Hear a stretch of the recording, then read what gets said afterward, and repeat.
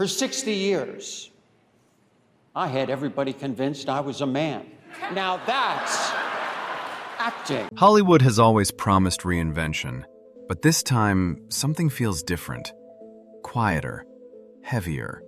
Behind polished premieres and carefully practiced smiles are lives shaped by restraint, risk, and choices made far from applause. These are not stories of shock or spectacle. They are stories of resolve. What does it truly cost to live honestly in a system that was never built for you? And when success is on the line, would you choose comfort or truth? Patricio Manuel entered the world of boxing through discipline, not spectacle. Long before headlines followed his name, he was an elite amateur fighter, earning national titles through precision, endurance, and control. Inside the gym, progress was measured in rounds survived and skills refined. Strength mattered. Focus mattered. Identity, however, was something the sport allowed only within rigid boundaries. Boxing recognized bodies, divisions, and rules, leaving little space for personal truth. Outside the ring, that restriction weighed heavily. As his career advanced, Manuel faced a reality he could no longer delay. Living out of alignment was affecting not only his sense of self, but also his concentration, his health, and his ability to compete at the highest level. Transitioning was not a symbolic act. It meant medical change, regulatory scrutiny, and the real possibility of losing everything he had worked for. Boxing is unforgiving. Legitimacy is enforced through physical standards that rarely bend. Still, Manuel moved forward deliberately. He chose coherence over comfort, knowing the cost.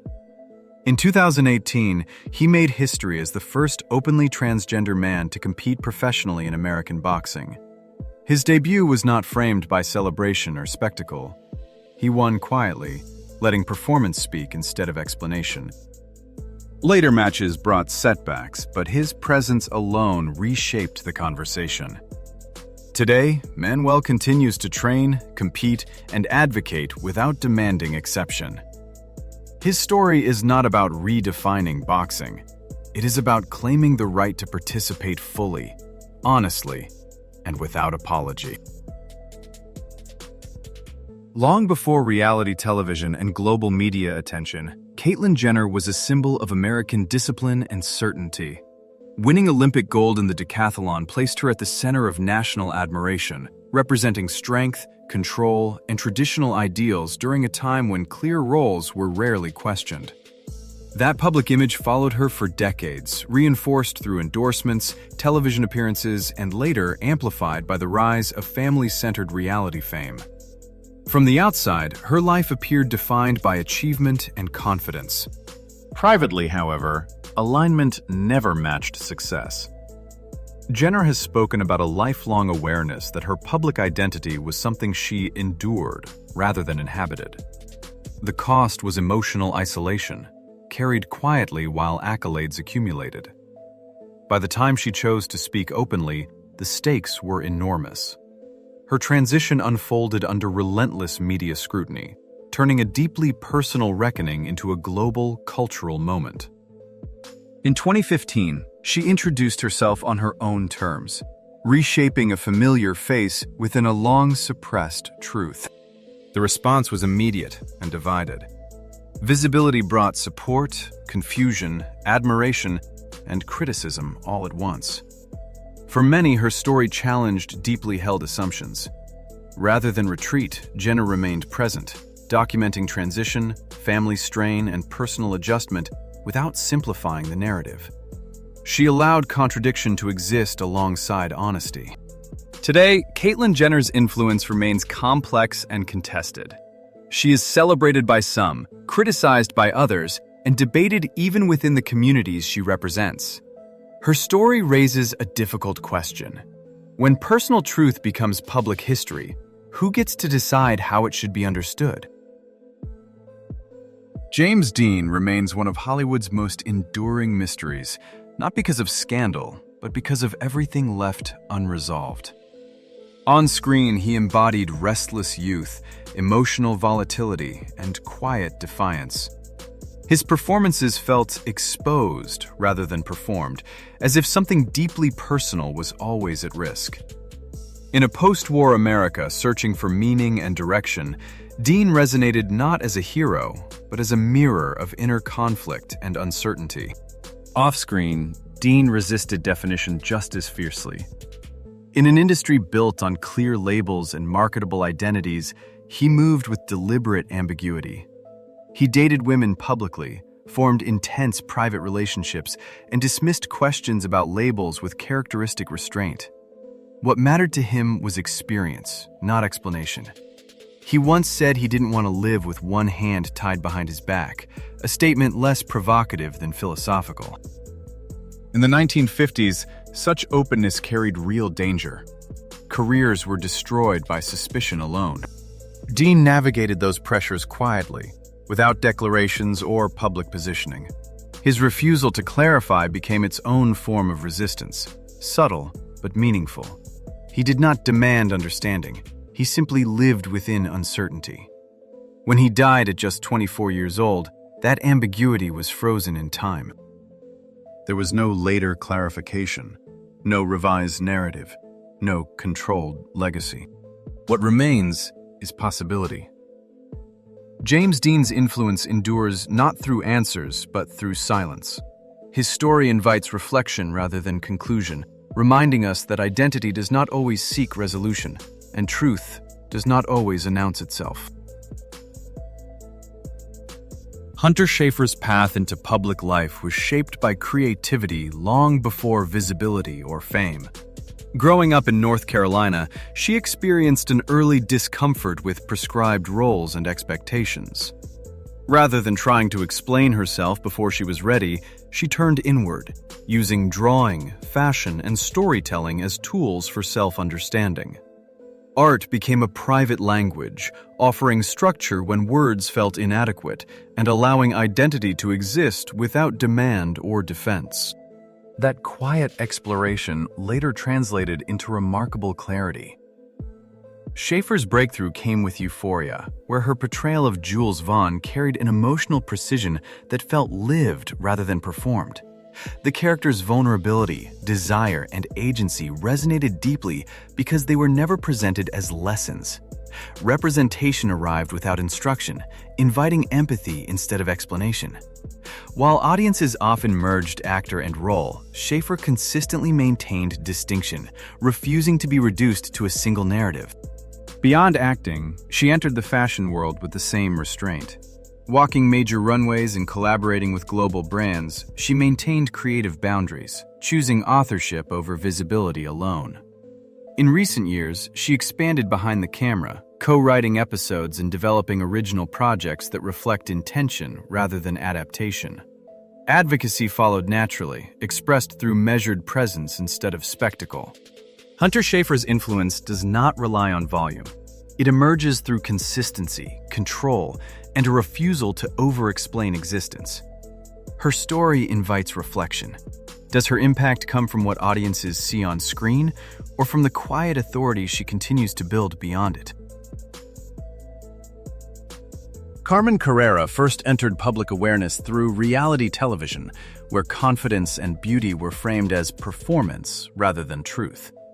In that space, drag was the language audiences were offered, even as her personal identity remained unspoken. The format blurred entertainment and selfhood, leaving little room for definition beyond spectacle. Behind the scenes, she navigated expectations that asked her to be visible without being fully seen. When the show ended, Carrera chose clarity over familiarity. She stepped away from a role that no longer reflected who she was and began her transition, knowing the decision carried real risk. Fashion and television have rarely shown patience for complexity, and misunderstanding followed quickly. Instead of retreating, she confronted it directly. She corrected language, challenged stereotypes, and insisted on recognition without apology or explanation. Her modeling career unfolded deliberately rather than dramatically. Signing with a major agency, Carrera walked international runways and appeared in global campaigns, becoming one of the first openly transgender models to reach that level of visibility. She did not use attention for spectacle. She used it for insistence, remaining present through criticism and allowing time, consistency, and professionalism to speak where outrage could not. Today, Carrera balances creative work with mentorship, encouraging emerging talent to define themselves before the industry attempts to do it for them. Her story centers on authorship. It asks a quiet but powerful question. Is her legacy defined more by what she refused to compromise, or by the doors her persistence quietly opened for others? Andreja Pejić entered the fashion world by existing between categories that were never meant to overlap. Early in her career, she gained international attention for an androgynous appearance that allowed her to move seamlessly between menswear and women's wear. Designers were drawn to the tension she embodied, even as the industry struggled to define it. Visibility arrived quickly, but clarity did not. Her presence challenged systems built on rigid distinction, long before language caught up. Born in Bosnia and raised in Australia after fleeing war, Pejić's early life was shaped by displacement and survival. Those experiences formed a quiet resilience that followed her into modeling. Despite professional success, she carried a private truth she had understood since childhood. In 2014, she publicly came out as a transgender woman and underwent gender-affirming surgery, describing the decision not as transformation, but as alignment. Many predicted loss. Instead, her career recalibrated. Pejić became the first openly transgender woman to appear on the cover of GQ Portugal, and continued working with major fashion houses worldwide. Along the way, she spoke candidly about bodily autonomy, media intrusion, and the unfair expectation placed on transgender people to educate others simply to exist. Today, her influence extends beyond the runway. Through interviews and advocacy, she pushes fashion toward authenticity over novelty. Her presence reminds us that strength does not always announce itself. Sometimes, it simply remains. Chaz Bono grew up under public observation long before he had the language to understand himself. Born to Sonny and Cher, his childhood unfolded through interviews, headlines, and expectations shaped by fame rather than choice. From an early age, there was a quiet disconnect between how the world saw him and how he felt inside. Attention intensified that conflict instead of easing it, making self-understanding feel distant and delayed. For many years, that tension remained private. Adulthood brought space from the spotlight, along with reflection, therapy, and time to listen inward without urgency. Gradually, Bono recognized that living as a woman no longer aligned with his sense of self. In his late 30s, he began transitioning, starting hormone therapy and later undergoing surgery. Though deeply personal, the process unfolded publicly, inviting scrutiny into moments that required patience rather than judgment. One of the most visible aspects of his journey was family. His relationship with his mother evolved in real time, moving from confusion and concern toward understanding and support. That transition, witnessed publicly, offered a rare and honest portrait of adaptation rather than perfection. There were no rehearsed answers, only progress. Professionally, transition did not end his career. Bono continued acting and writing, choosing stability over reinvention. He became a visible transgender man in mainstream media, advocating for mental health, compassion, and time. His story challenges the belief that clarity belongs only to youth. It shows that truth can arrive later in life and still carry profound weight. Elliot Page built a respected and celebrated career long before personal alignment felt possible. From a young age, acting offered structure, focus, and a sense of safety. Success arrived early, but with it came expectations surrounding appearance and identity that grew increasingly heavy. As his visibility expanded, so did the distance between public achievement and private stability. The pressure to perform a version of himself that felt incomplete quietly took its toll. In 2014, Page publicly came out as gay, a moment that brought partial relief and a sense of progress. Yet it did not resolve the deeper dissonance. The misalignment remained, affecting his mental health, sense of presence, and relationship to his own body. Years later, he chose clarity over endurance. In 2020, Page came out as transgender, sharing his name and pronouns with calm, deliberate honesty. The announcement was notable for what it avoided. There was no spectacle, no rebranding campaign, only truth. Rather than stepping away, Page continued working, reclaiming agency over both his body and his career. He chose projects that reflected integrity instead of obligation, framing transition not as reinvention, but as continuation. Speaking openly about dysphoria, survival, and self-acceptance, he expanded public understanding of transgender men in mainstream film and television, an area long shaped by absence. Elliot Page's journey is defined by endurance rather than urgency. It reminds us that courage does not always arrive early or loudly. Sometimes it emerges after success, when the cost of honesty feels highest and still must be paid. These lives remind us that truth doesn't require volume. It asks for patience, boundaries, and the courage to choose honesty even when the cost is high. Visibility can be shaped, delayed, or withheld, and dignity can exist long after the applause fades. If these stories made you pause or reflect, we'd love to hear your thoughts. Share what resonated with you most in the comments. Don't forget to like the video, subscribe to the channel, and turn on notifications for more untold Hollywood stories.